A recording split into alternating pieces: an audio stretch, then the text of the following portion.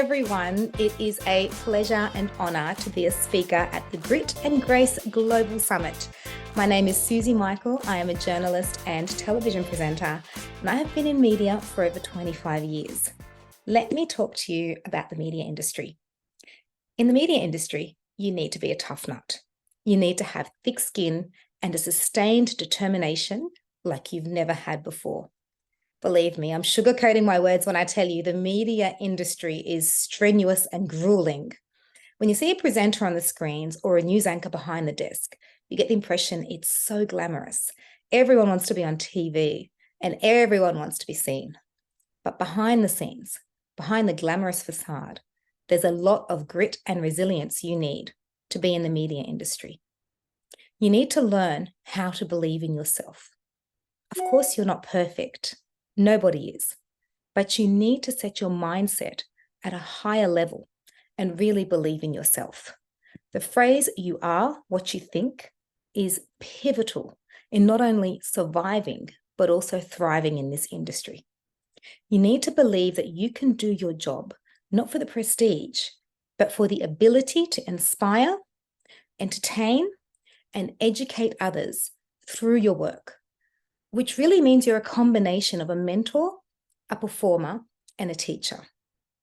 I don't think there's any other industry that requires you to have three vastly different qualifications to competently do your role. Now, I never realized how hard it was. Since I was 12 years old, I wanted to be a news reporter and television presenter. That's all I wanted. I've always had the passion and devotion for that particular field of work. I want you to kind of think to yourself, what's your passion? What ignites fire in your soul and makes you smile and walk on cloud nine? That's the feeling of true happiness. And if you're not happy or passionate about something, why are you doing it? I chose something I love, despite the massive brick walls that keep popping up. I chose something where I'm prepared to take the good with the bad because it ignites my soul. It feeds my passion and happiness.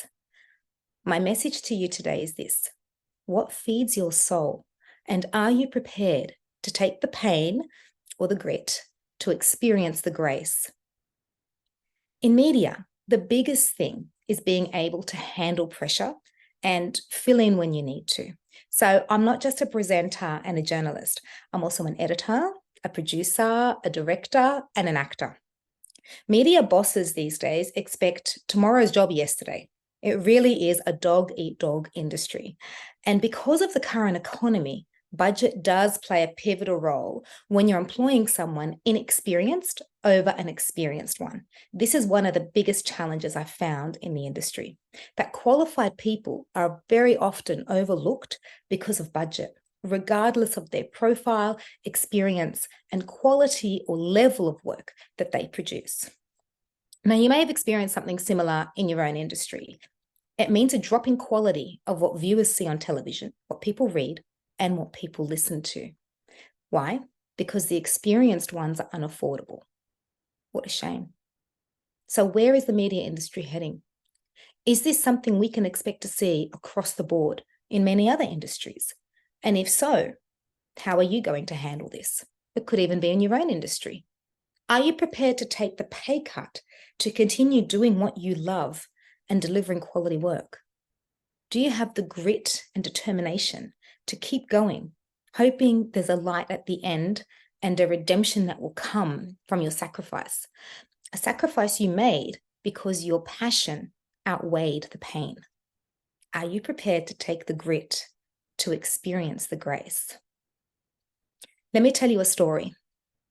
I once worked with a man who displayed all of the narcissistic traits you can think of, and he never listened to women.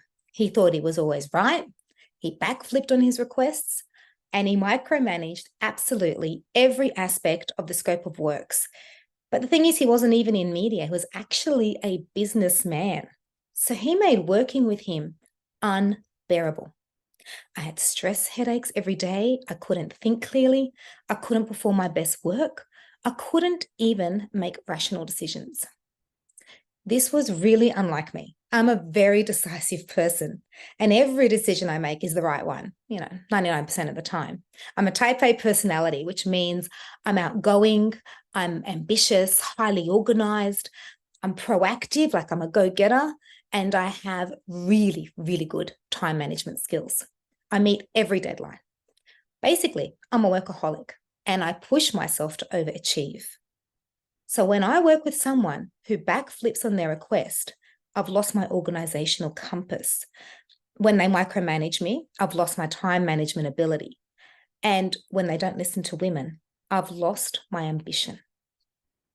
Have you ever worked for or with someone who crushed your ambitions and work skills? It's a difficult pill to swallow, and it is an extraordinarily difficult road to be on.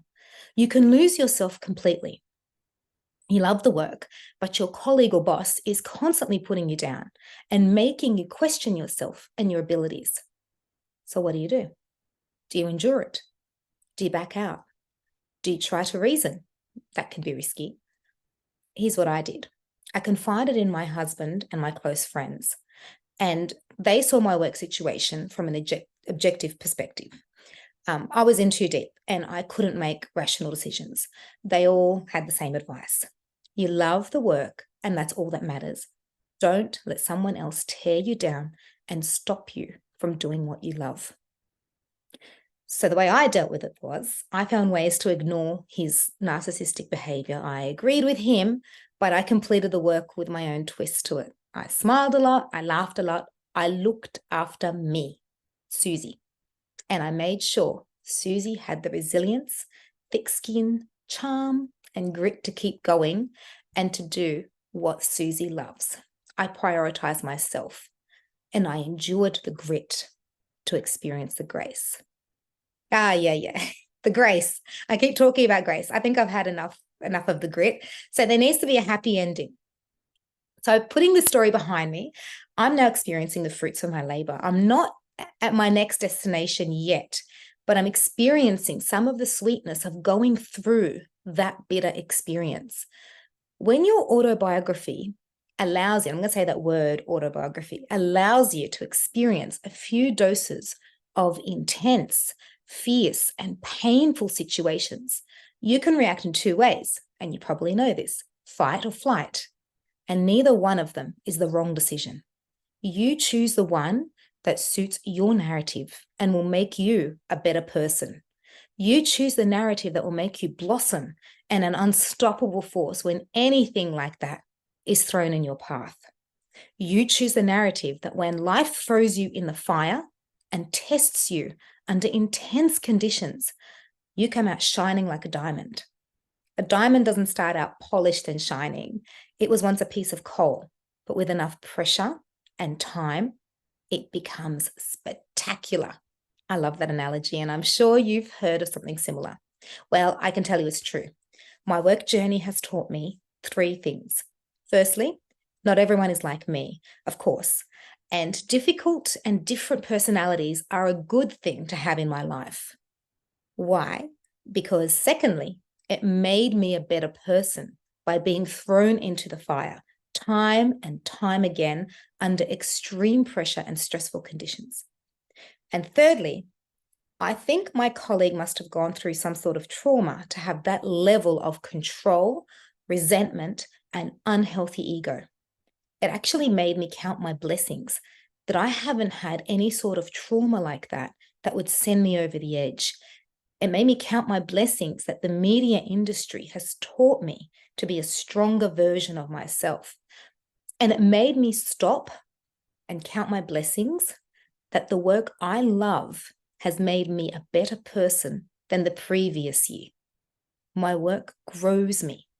It makes me thrive. I flourish in it. And it's a never-ending journey of education. And I hope that your work ignites your soul, and the grit you endure brings you an abundance of grace. You can feel free to connect with me for any television presenting work, emceeing, or keynote speaking. It's been a pleasure speaking in today's Global Summit. See you guys. Here we go.